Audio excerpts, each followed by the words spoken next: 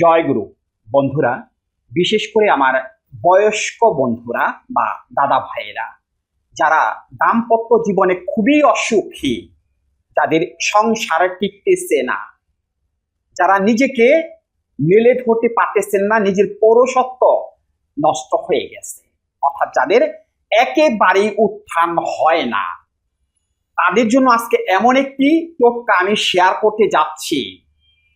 যদি সঠিকভাবে সঠিক নিয়মে তৈরি করে আপনারা সেবন করতে পারেন, তাহলে আপনাদের উত্থানজনিত সমস্যার সমাধান হয়ে যাবে।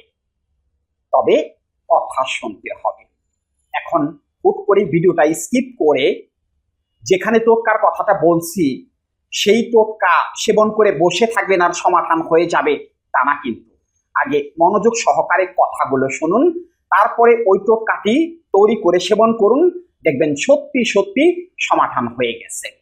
হ্যাঁ, খুবই কার্যকরী এবং পরীক্ষিত এই টোটকাটি। এটা 500 বছরের পুরাতন একটি কবিরাজি শাস্ত্র থেকে আমি শেয়ার করে দিতেছি। কথা আছে, এই যে কবিরাজি শাস্ত্রের কথা বললাম, এই কবিরাজি শাস্ত্রগুলো বা এই বইগুলো অনেকেই পড়ে কবিরাজি শুরু করে দিয়েছেন। আজকে কিছু কথা আমার কবিরাজ ভাইদের উদ্দেশ্যে আমি বলতেছি। গতকালকে এক কবিরাজ আমাকে কল করে বলতেছিল যে গুরুজি, আপনার কিন্তু অনেক ভিডিও আমি ফলো করি এবং আপনি যে টোটকাগুলো শেয়ার করেন সেগুলো কিন্তু আমি আমার রোগীদের দিয়ে থাকি। আমি বললাম ভালো কথা, সেগুলো কি কাজ হয়? পরে বলতেছে গুরুজি, এটাই তো সমস্যা, কাজটা তো ঠিক মতো হয় না। আমি বললাম আমাদের ভিডিওগুলো কি আপনি সম্পূর্ণ দেখেন, দেখে কি ওই টোটকাগুলো রোগীদের দেন? পরে বলতেছে না, সম্পূর্ণভাবে আসলে আমি দেখি না। আপনি যেখানে ওষুধের কথাগুলো বলেন আমি সেখান থেকেই কথাগুলো শুনে রোগীদের ওষুধগুলো দিয়ে থাকি। আমি বললাম সেই জন্যই তো আপনার রোগীরা সুস্থ হয় না। তখন বলতেছে গুরুজি, তাহলে আমি কি করব? আমি বললাম আমাদের যে ভিডিওগুলো আছে সেগুলো সম্পূর্ণ দেখবেন, কি কথা বলছি সেগুলো শোনার পরে রোগীদেরও সেই কথাগুলো বলবেন।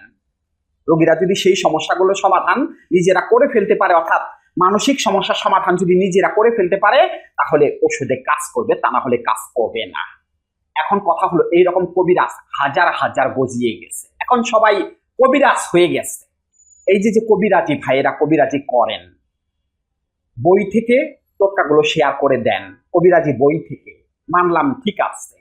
সেই বইয়ের মধ্যে ধরুন উত্থানজনিত সমস্যার জন্য একটা টোটকা দেওয়া আছে, কিন্তু সেই জায়গাটায় উত্থানজনিত সমস্যা কেন হয় সেই কারণগুলো তো লেখা নেই। ওই রকম কবিরাজি শাস্ত্র তো আমি শত শত পড়েছি, সেখানে তো লেখা নেই এই উত্থানজনিত সমস্যার আসল কারণটা কি, সেখানে তো ক্লিয়ার করে লেখা নেই।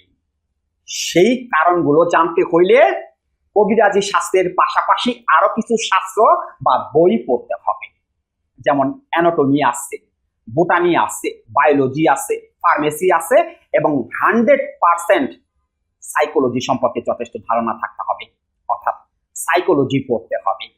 তা না হলে কখনো কবিরাজি করা যাবে না। তাই যারা ধান্দা করতেছেন, বিশেষ করে গ্রামের সহজ সরল মানুষগুলোকে প্যাসে ফেলে, বিদেশে প্রবাসীরা আছে তাদেরকে প্যাসে ফেলে যে ধান্দাগুলো করতেছেন, এগুলো করবেন না। অযথা একজন মানুষ সুস্থ হবে না, তাহলে তার টাকা পয়সাগুলো অযথা কেন নষ্ট করবেন? আপনাদেরকে একটু খারাপ লাগে না যারা কবিরাজি করেন? আমার কবিরাজি ভাইরা, তাদেরকে একটু কষ্ট হয় না? হ্যাঁ, কবিরাজি করেন, জেনে শুনে কবিরাজি করেন। আগে জানতে হবে কোথা থেকে কোন সমস্যাটা হলো। এই যে উত্থানজনিত সমস্যা বা ইরেকটাইল ডিসফাংশন কেন হয়, এর দুটো সাইড বা দুটো দিক আছে। একটা হলো দৈহিক কারণ আর একটা হলো মানসিক কারণ। দৈহিক কারণ কোনটা? পেটের সমস্যা, অর্থাৎ যারা দীর্ঘদিন যাবৎ কোষ্ঠকাঠিন্যর সমস্যায় ভুগতেছেন, যাদের কষা পায়খানা বা কনস্টিপেশন আছে, যারা আইবিএস এর রোগী, তাদের এই উত্থানজনিত সমস্যা হবে বা হয়ে থাকে। এখন এই যে দৈহিক সমস্যার কথাটা বললাম, এর পেছনে কি মানসিক সমস্যা দায়ী না? পেটের সমস্যা কেন হয়? দুশ্চিন্তা, নেতিবাচক চিন্তা, হতাশা, বিষণ্ণতা এবং ওসিডি প্রবলেম, অর্থাৎ সন্দেহবাতিক রোগ থেকে পেটের সমস্যা হয়ে থাকে। আইবিএস এর জন্য 75% দায়ী হলো মানসিক সমস্যা। এখন এই আইবিএস বা পেটের সমস্যার সমাধান করতে হলেও তো আপনাকে মানসিক সমস্যার সমাধান করতে হবে। ইরেকশন বা উত্থান কেন হচ্ছে না? দৈহিক কারণটা তো বলেই দিয়েছি। মানসিক কারণটা কি? ধরুন আপনার মন খারাপ আছে, আপনি ভীষণ রকমের রেগে আছেন, সারাদিন স্ত্রীর সাথে ঝগড়াঝাটি করেছেন, রাত্রেবেলায় বেড়ে গেছেন, আপনার কি মন চাইবে, আপনার কি কামুক চাহিদা বাড়বে, ইরেকশন হবে, অর্থাৎ উত্থান হবে? হওয়ার কি কথা? হওয়ার তো কথা না।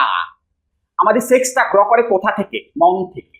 যখন মন ভালো থাকে, মনের মধ্যে কোনো দুশ্চিন্তা, নেতিবাচক চিন্তা থাকে না, তখন কালো কুৎসিত একটি নারী সামনে আসলেও মনের চাহিদা বেড়ে যায়, অর্থাৎ কামুক উত্তেজনা বাড়ে।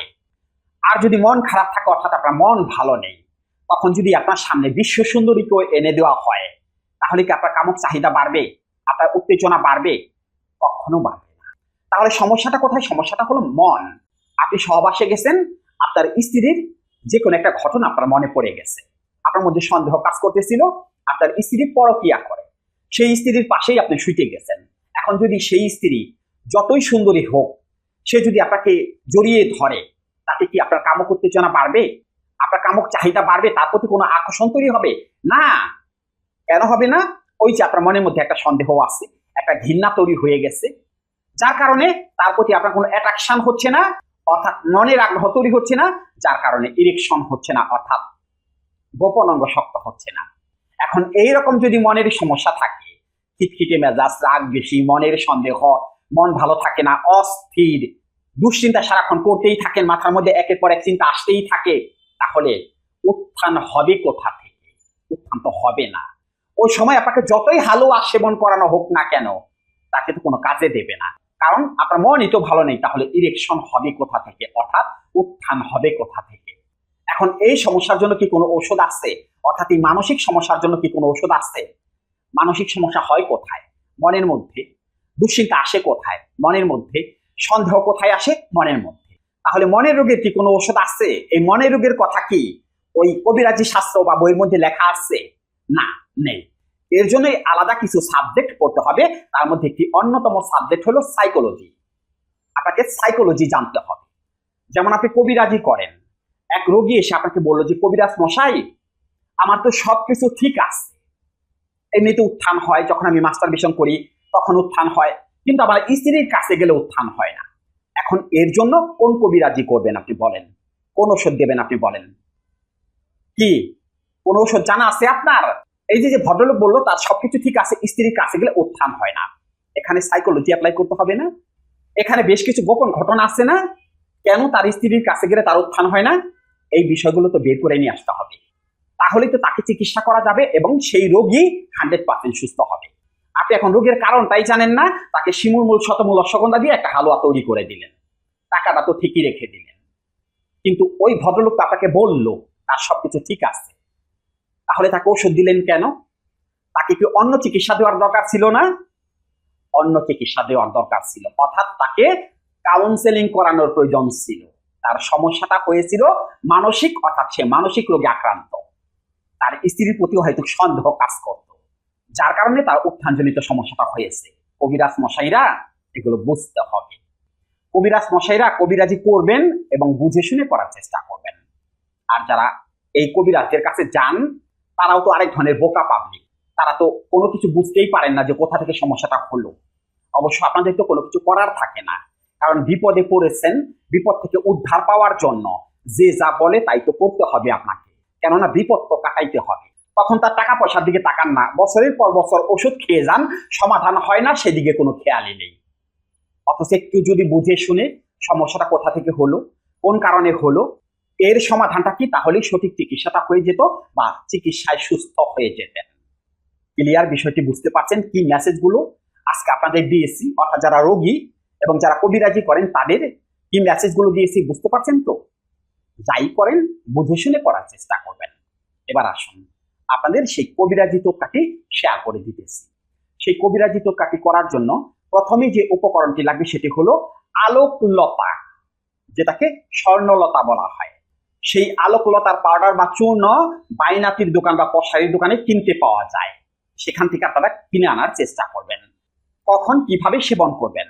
রাত্রিবেলা ঘুমোতে যাওয়ার আধা ঘন্টা বা 40 মিনিট আগে একটি ছোট কাপের মধ্যে বা ছোট একটা পাত্রের মধ্যে 1 টেবিল চামচ পরিমাণ আলোকলতা চূর্ণ বা পাউডার 1 টেবিল চামচ পরিমাণ খাঁটি মধু, 1 টেবিল চামচ পরিমাণ পানির রস এবং 1 টেবিল চামচ পরিমাণ আদার রস দিয়ে ভালো করে মিক্সড করে সেবন করবেন। কন্টিনিউ 15 থেকে 20টা দিন আপনারা সেবন করেন তো দেখি নিজেকে আবার ফিরে পান কিনা, উত্থানজনিত সমস্যার সমাধান হয় কিনা একটু নিজেরা পরীক্ষা করে দেখেন তো। তবে অবশ্যই পেটের সমস্যার সমাধান আগে করে নিতে হবে। অর্থাৎ যাদের পেটের সমস্যা আছে তাদের কিন্তু এই টোটকা কোনো কাজে লাগবে না।